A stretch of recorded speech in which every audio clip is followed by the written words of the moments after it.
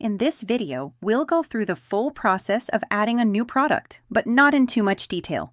Later, we'll take a closer look at things like different product types and variations.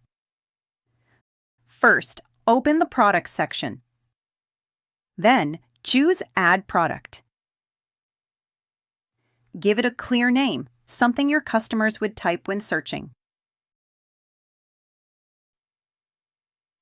Write a short description that explains what it is, who it's for, and any key details.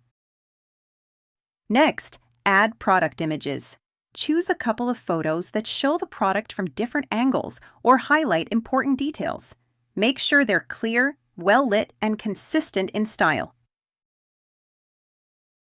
Then, set the price. Finally, hit the Save button. When the product is saved, a preview button appears at the top of the page. Click it to open your online store and view the product live. You'll see how the name, images, and description appear to your customers. That's it. Your product is published and ready to share.